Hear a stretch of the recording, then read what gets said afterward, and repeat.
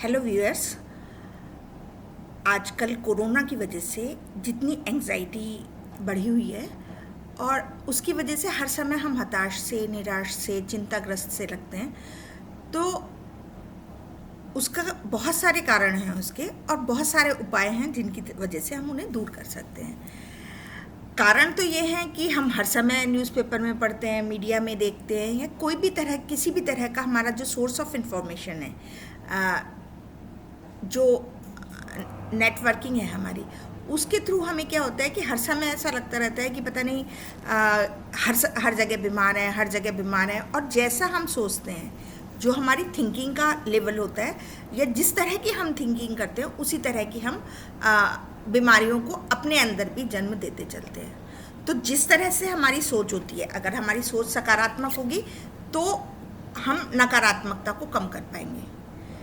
नकारात्मकता और सकारात्मकता, नेगेटिविटी और पॉजिटिविटी कुछ भी नहीं है, एक हमारा एटीट्यूड है किसी भी चीज़ को देखने के प्रति। तो इसलिए यदि हम, पेंडेमिक का टाइम है, हर जगह न्यूज़पेपर में यही न्यूज़ रहती है कि आज कितने मरीज मिले, कितने मरीजों को किस तरह से ट्रीट किया गया, कैसे हुआ, क्या हुआ। मतलब हर समय हम यही सुनते रहते हैं कि इतने मरीज हैं, इतने मरीज हैं। अब ब्लैक फंगस आ गई है, ब्लैक फंगस की वजह से इतनी एंग्जाइटी बढ़ गई है। मेडिसिन्स अवेलेबल नहीं है, मेडिसिन्स की शॉर्टेज है। उधर टीकाकरण प्रोग्राम हमारा बहुत ढीला चल रहा है। तो ये बहुत सारे फैक्टर्स हैं जो हमारे अंदर एंजाइटी क्रिएट करते हैं।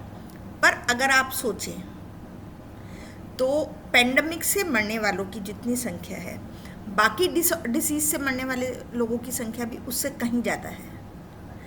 पूरे साल में जितने हार्ट पेशेंट्स की डेथ होती है, कोरोना के मुकाबले जितनी डेथ हुई है वो कुछ भी नहीं है। लेकिन फिर भी क्योंकि पेंडेमिक है और हमें ये लगता है ये अचानक आ गई है, इसलिए हमारी एंजाइटी बढ़ जाती है। लेकिन वहीं बहुत सारी पॉजिटिविटी भी है। बहुत सारे ऐसे कोरोना वॉरियर्स हैं जिन्होंने इतनी टफ सिचुएशन में 100% जिनके फेफड़े डैमेज हो गए थे, उन्होंने भी अपने आप को रिकवर कर लिया। तो जो हम सोशल मीडिया पर इस तरह की न्यूज़ डालते हैं, RIP वाली न्यूज़ डालते हैं कि उसकी डेथ हो गई, इसकी डेथ हो गई, न्यूज़ पता लगना बहुत ज़रूरी है ताकि ये पता लगता रहे कि कहाँ क्या नुकसान हुआ। लेकिन साथ ही पॉजिटिविटी की न्यूज़ भी होनी बहुत ज़रूरी है कि मैंने कोरोना से जंग जीत ली। अगर हम ये न्यूज़ डालते रहें, जो लोग कोरोना से जंग जीत चुके हैं, जिन्हें टफ सिचुएशंस का सामना करना पड़ा है, जिन्हें हॉस्पिटलाइजेशन की नौबत आई है, ऑक्सीजन पर रहे हैं या ICU में रहे हैं, अगर वो अपनी न्यूज़ डालें कि मैंने इतनी मतलब परेशानी आने के बाद भी कोरोना से जंग जीत ली, तो कितनी पॉजिटिविटी मिलती है। भास्कर ने एक कॉलम शुरू किया है आजकल, और उसमें रोज़ जो कोरोना से जंग जीत के आए हैं उनके बारे में न्यूज़ आती है। और बहुत ऐसे लोग होते हैं जिन्होंने बहुत एजिड, एक अभी 2-3 दिन पहले न्यूज़ थी, 80 साल की लेडी थी और उनके मतलब बहुत ज़्यादा प्रॉब्लम थी और इफ़ेक्ट्स भी थे, हार्ट पेशेंट भी थी, डायबिटिक भी थी, और उसके बाद भी उन्होंने कोरोना को हरा दिया।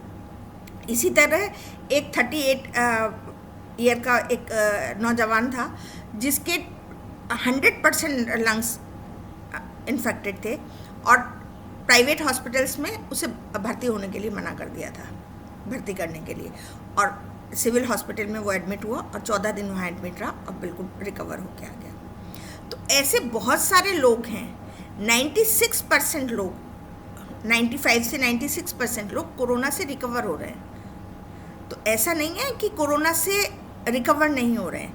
हाँ, एक पेंडेमिक है, अचानक आई बीमारी है, लेकिन उसके लिए हम नहीं कुछ भी कर सकते। ये बाद में सिद्ध होगा कि बायोलॉजिकल वेपन है या नहीं है। लेकिन अभी अगर कोई भी ऐसी आपदा आती है तो उसके लिए जो चीज़ें, स्थितियाँ हमारे पास, हमारे कंट्रोल में नहीं है, हमारे नियंत्रण में नहीं है, उनके लिए हम कब तक चिंता कर सकते हैं। आप घर के बाहर, गली के बाहर व्हीकल का वेट कर रहे हैं, ऑफिस व्हीकल का वेट कर रहे हैं, और आपके साथ कोई बंदा खड़ा है और उसे कोई ट्रक या व्हीकल डैमेज करके चला जाता है, घायल करके चला जाता है आपके हाथ में स्थितियाँ। आप घर के बाहर भी सुरक्षित नहीं हैं, घर के अंदर है छत गिर जाती है, सुरक्षित हैं? एक जहाँ हम ये मानते हैं कि एक पल का भी भरोसा नहीं है, अगले पल क्या होने वाला है उसका भी भरोसा नहीं है, तो ये तो पैंडेमिक है। इसके लिए हम चिंता क्यों करें? जीवन और मृत्यु दोनों का नियंत्रण हमारे हाथ में नहीं है। तो अगर इस चिंता को भी हम छोड़ देंगे तो हम चिंता को अपने सिर पर क्यों लेके चलते हैं? एक बोझ क्यों लेके चलते हैं चिंता का कि हम ये कर सकते हैं, हम वो कर सकते हैं, अगर हम ऐसे करें तो नियंत्रित हो सकता है। इसका ये मतलब बिल्कुल नहीं है कि हम काम करना या हम ट्राई करना या हम बचना छोड़ दें। बचना बहुत ज़रूरी है, सावधानी बहुत ज़रूरी है, लेकिन उसके लिए ये श्रेय लेना कि हम ऐसा करते तो हम शायद ऐसा बचा सकते उसे। हाँ, हम सोचते हैं, हम करने की कोशिश करते हैं, लेकिन जो चीज़ें हमारे नियंत्रण में नहीं हैं, जो ईश्वर के अधीन है, उसे ईश्वर के ऊपर ही छोड़ दें और उसके लिए चिंता करना बंद कर दें।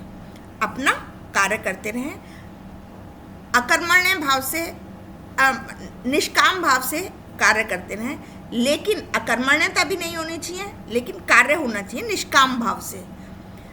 उसके लिए चिंता नहीं होनी चाहिए, क्योंकि एंग्जाइटी बिहेवियर जो है वो हमारा लर्न बिहेवियर है। अगर हम घर में किसी को चिंता करते हुए देखते हैं तो हमें भी चिंता होनी स्वाभाविक होती है। तो उसके लिए बहुत सारे तरीके हैं कि आप सकारात्मक चीज़ों में या रचनात्मक कार्यों में अपने आप को लगाएं। इतनी मुश्किल से आपको घर में रहने का अवसर मिल रहा है, भागा दौड़ी में बिजी रहते हैं, तो कुछ ना कुछ रचनात्मक सीखें, पुस्तकों को पढ़ें जिन्हें कभी नहीं पढ़ पाए हैं। अब आप कहेंगे कि बाजार तो जा ही नहीं सकते, पुस्तकें कैसे पढ़ें? तो ऑनलाइन आप मीडिया पे और सारी चीज़ें देखते हैं, उसकी जगह बुक्स पढ़ें ऑनलाइन। यूट्यूब पे हर तरह की एक्टिविटीज़ के लिए मटेरियल अवेलेबल है। अगर आप कुकिंग करना चाहते हैं, स्टिचिंग करना चाहते हैं, एम्ब्रॉयडरी सीखना चाहते हैं, बेस्ट आउट ऑफ वेस्ट के थ्रू कुछ भी करना चाहते हैं, तो आप बहुत आराम से उसके थ्रू अपने आप को बिजी रख सकते हैं। जो भी आपके शौक है, पेंटिंग, ड्राइंग, जो भी आपने कभी कल्पना की है कि मेरे पास जब टाइम होगा, प्लेंटी ऑफ टाइम होगा, तब मैं ये काम करूँगा, तो जो भी आपको ऐसा लगता हो जिसके थ्रू आप अपने आप को बिजी रख सकते हो। बच्चे आजकल कहते हैं हम बहुत बोर हो रहे हैं। बोर शब्द कहाँ से आया? बोर शब्द, बोरियत क्यों हो रही है? क्योंकि उनके पास एक्टिविटी नहीं है, उनके पास ये समझ में नहीं आ रहा कि क्या करें।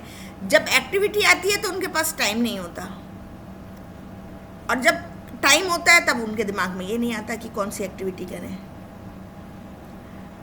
एक्सरसाइज करें, अपनी दिनचर्या को सुधारें, डेली जो रूटीन है आपका लाइफ स्टाइल को बहुत हेल्दी बनाएं, ताकि आप उसके हिसाब से अपने आप की प्रतिरोधक क्षमता को मजबूत भी कर सकें और क्रिएटिव भी बने रहें। क्रिएटिव सोचें, क्रिएटिव राइटिंग करें, कुछ सोचें, कुछ अच्छा लिखें।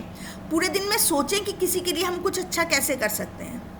अब बाहर नहीं जा सकते, आप कहेंगे हम बाहर ही नहीं जा सकते, निकल ही नहीं सकते, क्रिएटिव कैसे सोचें, अच्छा कैसे करें।